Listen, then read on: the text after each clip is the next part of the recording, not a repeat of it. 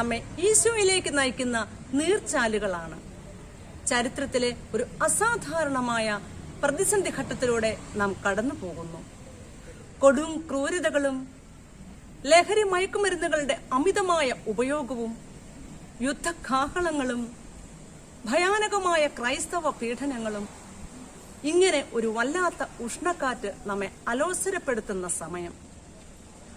അടഞ്ഞുകിടക്കുന്ന ആരാധനാലയങ്ങളും നിയന്ത്രിക്കപ്പെടുന്ന കൗതാശിക ജീവിതങ്ങളും മങ്ങലേൽക്കുന്ന വിശ്വാസ ജീവിതചര്യകളും, മനുഷ്യ മനസ്സുകൾ ഇത്തരത്തിൽ ഊഷരഭൂമികളായി തീരുമ്പോൾ ഒരിക്കലും പറ്റാത്ത കൃപയുടെ നീർച്ചാലായ യേശുവിങ്കിലേക്ക്, അവിടുത്തെ അമ്മയാകുന്ന ഉറവയിലൂടെ നാം എത്തിച്ചേരണം.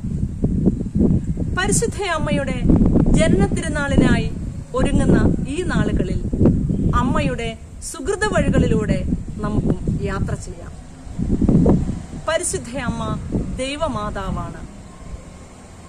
ഓരോ വർഷവും ജനുവരി മാസം 1-ാം തീയതി പരിശുദ്ധ കന്യകാമറിയത്തിന്റെ ദൈവമാതൃത്വ തിരുനാൾ തിരുസഭയൊന്നാകെ ആഘോഷിക്കുന്നു.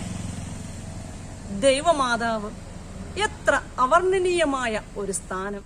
ദൈവമാതൃസ്ഥാനത്തിന്റെ അംഗീകാരത്തിന്റെ തിരുവചനമാണ് വിശുദ്ധ ലൂക്കാ എഴുതിയ സുവിശേഷം 1-ാം അധ്യായം 43-ാം വാക്യം. എന്റെ കർത്താവിന്റെ അമ്മ എന്റെ അടുത്ത് വരുവാനുള്ള ഈ ഭാഗ്യം എനിക്ക് എവിടെ നിന്ന്?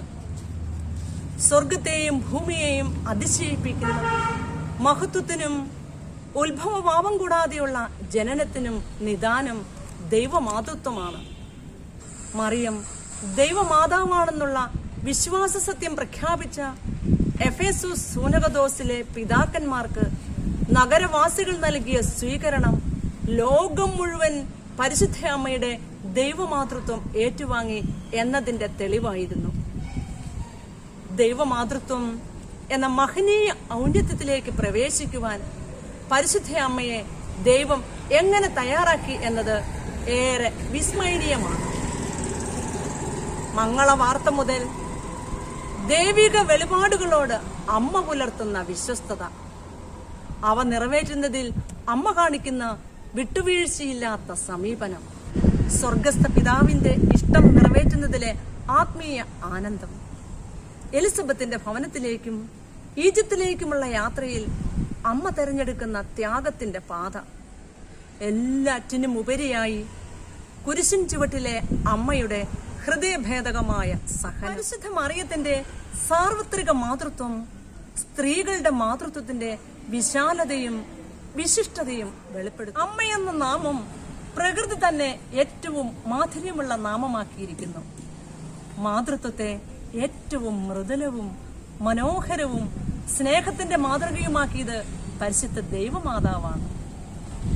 നമ്മുടെ കർത്താവിന്റെ അമ്മയാകാൻ പരിശുദ്ധ കന്യകാമറിയം തെരഞ്ഞെടുക്കപ്പെടുകയാൽ അവൾക്ക് എല്ലാ അമ്മമാരെക്കാൾ അനന്യമായ വിശേഷ നാമം നൽകപ്പെട്ടു. സഹനത്തിന്റെ നിമിഷങ്ങളിൽ ശക്തിയും ദുഃഖത്തിന്റെ നിമിഷങ്ങളിൽ ആശ്വാസവും വീഴ്ചയുടെ അവസരത്തിൽ താങ്ങും തണലുമാകുന്ന ഒരു അമ്മ നമുക്കുണ്ട്.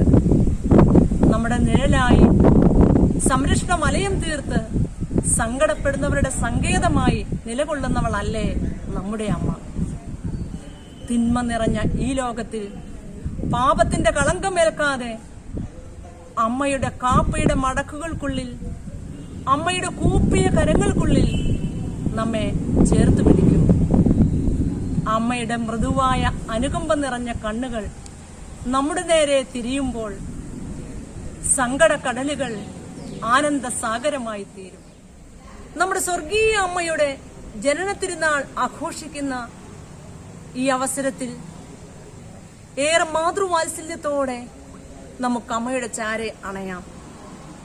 നന്നേ ചെറുപ്പത്തിലെ എന്റെ അമ്മ എന്നെ മാതൃഭക്തിയുള്ളവളായി വളർത്തി. അമ്മയിലൂടെ ഈശോയിലേക്ക് വളർന്നു. പരിശുദ്ധ അമ്മ ദൈവപുത്രന്റെ അമ്മയായിരിക്കുന്നതിനാൽ മറ്റെല്ലാ വിശുദ്ധരേക്കാൾ, മറ്റെല്ലാ സൃഷ്ടികളെക്കാൾ ദൈവം അമ്മയെ ഉയർത്തി. മറിയം ദൈവത്തിന്റെ മാതാവാകയാൽ നാം മറിയത്തോടൊപ്പമാകുമ്പോൾ ദൈവം നമ്മോടൊപ്പമാകും. സഭാമക്കൾ മാതാവിനെ സ്നേഹിക്കുകയും ആദരിക്കുകയും നമ്മിലൂടെ പരിശുദ്ധ മറിയത്തെ ലോക ചരിത്രത്തിൽ വിസ്മയനീയമാം വിധം പ്രകാശിപ്പിക്കുകയും വേണം. നമ്മുടെ അധരങ്ങളിൽ എന്നും നിലനിൽക്കട്ടെ ഞങ്ങൾക്കായി ദൈവമാതാവേ എന്നെന്നും പ്രാർത്ഥിക്കണേ.